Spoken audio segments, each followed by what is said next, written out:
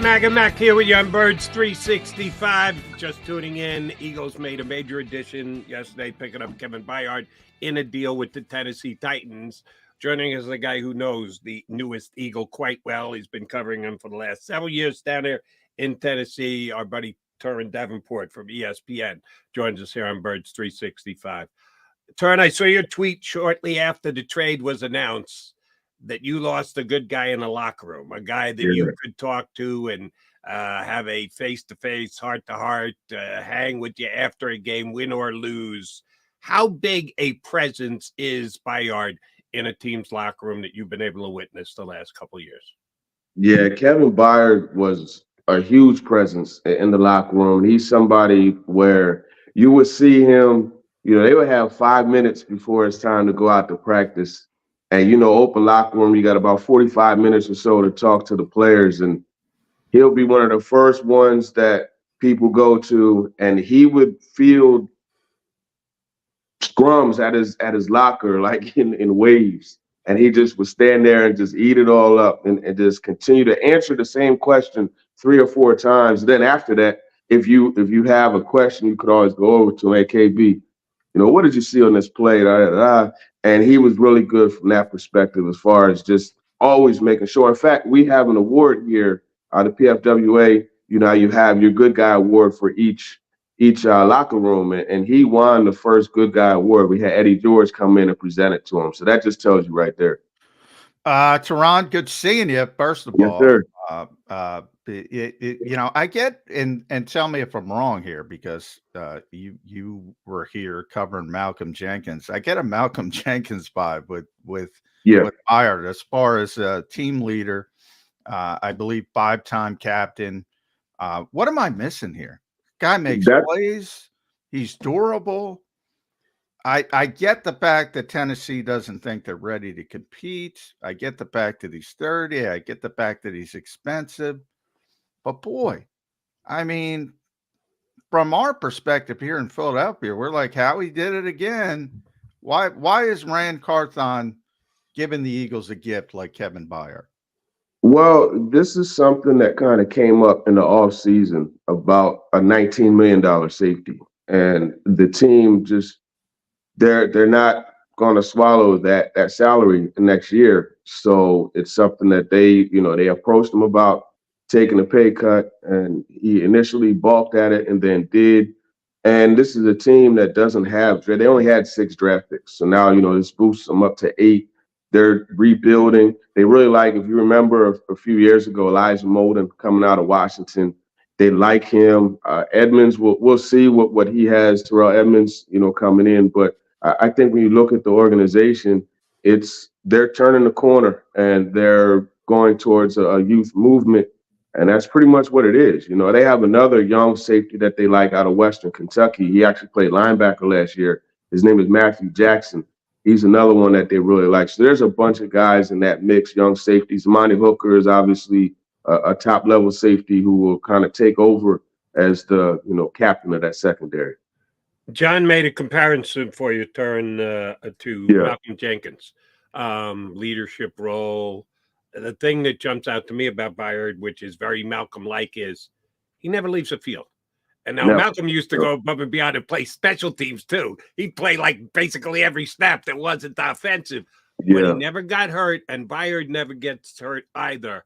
How tough a player is he? Yeah, KB is really tough. He played 127 games for this organization. And this is a team that over the last couple of years have probably been more injured than anyone else. In fact, 2 years ago, they set the record for most players rostered on game day, and they came close to that last year. So when you look at KB, not only does he play every game, but you look at snap counts, right? I like to post those after the game using next-gen stats, and this guy is always the 97 to 100% of the snaps. So he's ultra durable. He has a way of just, staying healthy. His routine is superb.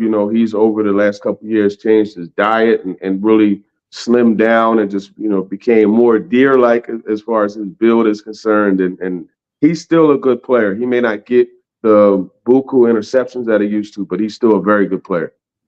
Any negatives that descending as a player? Have you seen anything that says, all right, he not quite what he once was? You know, Yeah. we're talking about a former NFL interception leader. We're talking about a guy with 27 career interceptions. He hasn't gotten one this year. Has the coverage skills declined at all? Yeah, and those 27 interceptions, those are third most in the league since he's joined the NFL, you know, behind Justin Simmons and Xavier Howard. So that just puts in perspective where he is. I would say his man coverage skills are not the same as they once were. Whereas before, you could drop him down in the box, and if you want to man up with one of those slot receivers, you could do that, right? But I don't think that that's something that I would do. And he doesn't match up as well against tight ends, right? Obviously, the Eagles, their big rival in the NFC is going to be, you know, the 49ers. I would like to see that matchup between he and George Kittle. That'll be a good one. Or if the Lions come to town, you know, he and Hawkinson. They used to be where that's the guy that he would be the tight end stopper. You know, hey, look, we're going with man coverage, and I want you to cover their tight end, KB. That would be the mindset that they would have. And I don't know that I take that still, but he's still a very smart player, very sound tackler. And the Malcolm Jenkins comparison is good on and off the field, to be honest with you, because like Malcolm, he's a guy that has kind of lost a step a bit, but is still a very effective player, you know, just like Jenkins was towards the end of his career. Turron, one of the things that annoys my partner most is the amount of teams in the National Football League that play some form of a Fangio defense, that everybody plays a form of the too much, Turron. There's too much, man. Yeah. How close would you describe the Titans defense that they played the first 6 games of this year as a Fangio type style defense? Is that what they're playing? Is that what would play to Byard's strength? Is he going to fit in what the Eagles have been looking to do? Because they got a Fangio style defense. Give credit to their new defense coordinator, Sean Desai. Looks like he varies a little bit more than the previous guy did, Jonathan Gannon, but it's still Fangio-like at the core. What kind of defense was Tennessee playing? How does it play to Byard's strengths? Yeah, Tennessee, a lot of zone. You see cover 2, cover 4. Sometimes they combo it to, you know, what you call cover 6. So there's different things that they do. Kevin Byard is a football player. He's going to fit in whatever scheme, you know, and you look at, so you look at, you know, whether it's zone man, he's going to be fine for whoever employs him. And, you know, Sean Desai is a really good coach. And I know that he's going to make sure that he puts him in position. And I tell you, you look at that touchdown that Tyreek Hill had against the Eagles on Sunday. I think Kevin Byard is over top and gets there and breaks that pass up, but if not, picks it off. And that's not to, you know, take a shot at Terrell Edmonds at all, but I think Byard is there in position to make a play on the ball. He's very versatile. Looking at his snap counts, Turron, he's played in the slot. He can play either safety position. It's kind of going away anyway. In many of these defenses, they're interchangeable. But to have sort of that mirrored ability, the Eagles have lost so many slot corners. I don't know if you're paying attention, but yes, I mean, they've been just rolling guys through trying to find something. Is he the type of guy who can play safety and then move down to the slot when you need him and toggle back and forth and not have much of a hiccup like C.J. Gardner-Johnson did last year for them? You can do that, but I just don't know that I would use man coverage. I wouldn't use him in the slot in man coverage. It's so much like Malcolm Jenkins where, okay, yeah, you could drop him down there. You could play zone or you could blitz him, but I don't suggest putting him in man against one of those slot receivers or anything like that. Cooper Kupp. Don't do that. Yeah, don't do that. Let somebody else get cooked, not him. That's the one position where the Eagles still, John and I were just talking about, could use an upgrade, but I think this is their big move between now and the trade deadline. Unless Tennessee has another gift they want to give to the Eagles, is there another player that's going to get moved between now and the trade deadline from the Titans, Turron? I mean, if so, what position is that going to be? There's talk about Derrick Henry. We'll see. That's one. They really like Tajay Spears, the rookie running back out of Tulane, but Yeah. they have both of those guys on the field at the same time an awful lot. So I don't know. We'll see if Derrick Henry, Danico Autry is a name that I would watch. He's an outstanding outside pass. In fact, he could play, anywhere from 0 to 7, even if you want to go wide 9 and let him stand up and rush the passer from, a wide alignment. So he's somebody else. He's in the final year of his deal. Really good player. I think he has 4 sacks, I want to say. So I can see him being moved. A lot of Philadelphia, Turron. They'll spike the football. So how he got AJ Brown, poor John Robinson. I think it had more to do with ownership, but you would know better than me. Either way, it doesn't look good. And now they get Kevin Byard coming home. Grew up in Philly before he moved as a teenager. Seems like a natural fit. Rand Carthon, I assume, has a bit of rope because he's relatively new. And this league, it always starts with quarterback, and Ryan Tannehill's not going to be the future. Do they believe in Malik Willis or Will Levis? They got 2 kind of prospects. Do they believe in either of those guys? Well, Malik Willis will probably get the start against the Falcons with Tannehill still being out. I don't know that they believe in Malik Willis, and honestly, I don't know that they should, because he has a tendency to hold on to the football. He will turn it over as well, just trying to do too much. So it's just with this offensive line, the way things are going, there's going to be a hesitance to put Will Levis out there because you can't really get a true look at him. And, you could shell shock like David Carr syndrome. So you got to be careful. You got to walk that fine line. But I do think Willis will be the quarterback, and he'll have a short leash. And if things go completely wrong, then they'll put Levis in there. That's the way I look at it. All right. Johnny asked you about a couple guys coming from Tennessee ending up in Philadelphia. Yeah, by the way, AJ's pretty good, Ron. Yeah, I told you, man. AJ is something special. He's looked okay, and even though it wasn't a direct trade, Zach Cunningham is also playing some decent linebacker for the Eagles. So hey, thank you for moving on from him too on that one. Let me talk about one who went the other way. How about Johnny's favorite, Dillard at tackle? Got good money to go down there and play at Tennessee. Left the Eagles. How's he doing? Not going well. Yeah, he's struggled. For me, I don't know that he has the makeup to be a dominant offensive lineman. Even if it's not an outwardly alpha type like Jason Peters. Yeah. You have that quiet confidence like Jordan Mailata. You know what I mean? I don't see that with him. It's just always, anytime you talk to him, there's always like, I don't know. It's just, he struggled, right? And right from the bat, Arden Key in training camp gave him a lot of work. And we're like, okay, well, that's Arden Key. That's what I'm thinking to myself. That's Arden Key. Like he's a pretty solid player. And then it just rolled into the season. And in fact, he gave up the sack to Justin Madubuike, and that sack is actually what hurt Ryan Tannehill. Ooh. And that was the last snap that Dillard played. Yeah, that was the last snap that Dillard played. And they brought in Nicholas Petit-Frere. He came in at left tackle, and he played the rest of the game. And they actually got a little better, so we'll see. Yeah, it's a shame. I think you're right. If you go back to I think you were gone by that point, right? When Andre was a rookie.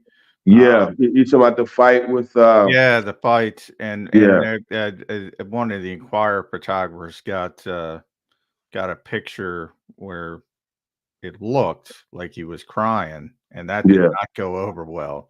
So, he's got tremendous talent. He's an unbelievable athlete, right?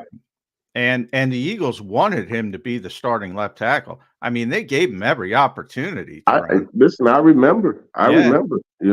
I followed and saw, but Mailata was just too good. Yeah. Well, that's my lot is quite the story.